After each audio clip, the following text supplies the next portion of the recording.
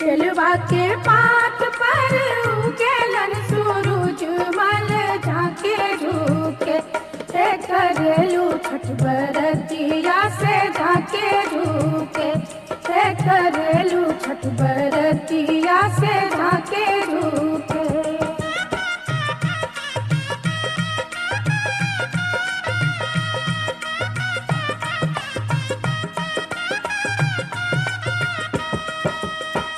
हम तो से पूछी बरतिया है बरतिया से केकरा लागी।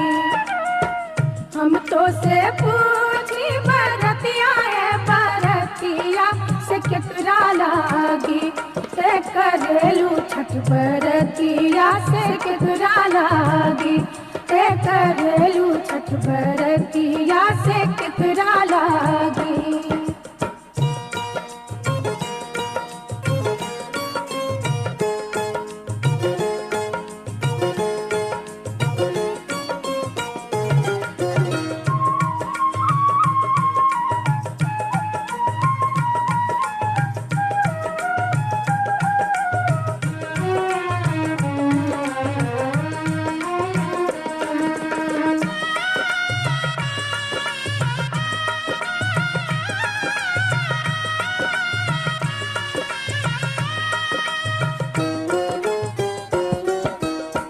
हम रोजे बेटवा तो हने ऐसन बेटवा से उनके लागी। हम रोजे बेटवा तो हने ऐसन बेटवा से उनके लागी ते करेली छठ बरतिया से उनके लागी ते करेली छठ बरतिया से उनके लागी।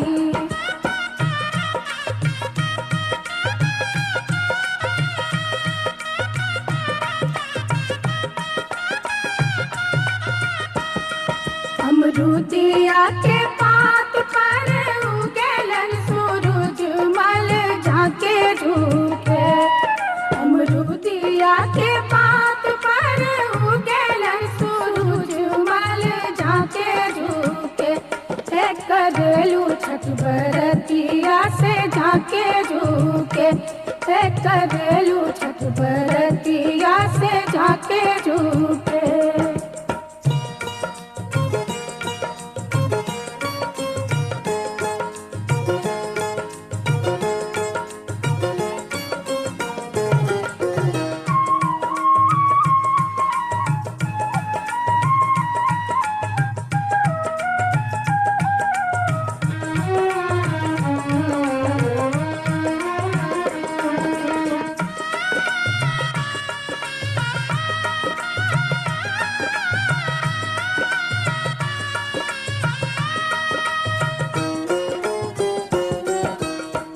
हम तो से पूछी बरतिया है बरतिया से केकरा लागी।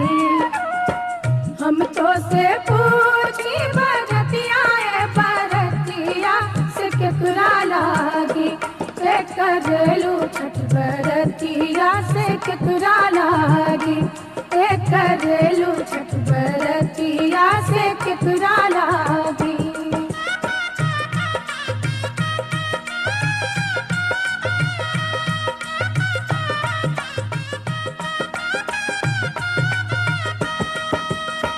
हम रोजे स्वामी को बने ऐसन स्वामी से उनके लागी। हम रोजे स्वामी को बने ऐसन स्वामी से उनके लागी ते करेली छठ बरतिया से उनके लागी ते करेली छठ बरतिया से उनके लागी।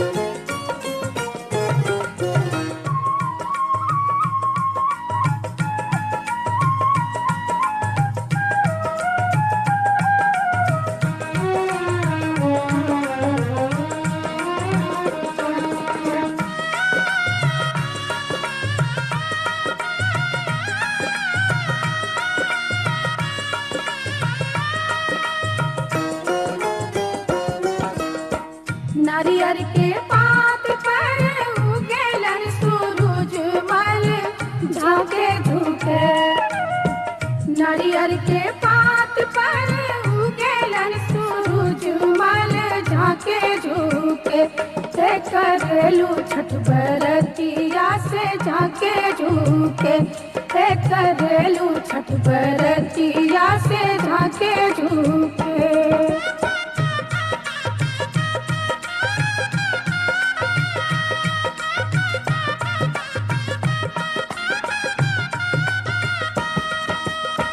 हम तो से पूछी बरतिया है बरतिया से केकरा लागी।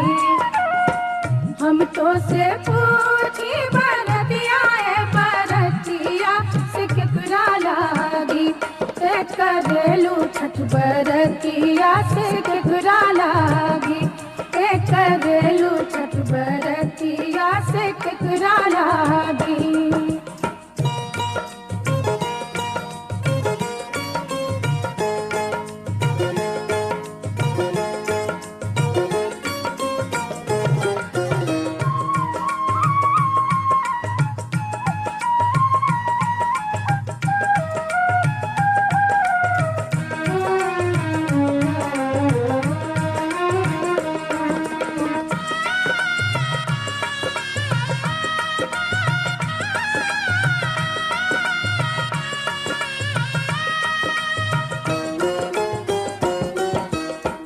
हम रोजे बेटी को बने ऐसन बेटिया से उनके लागी।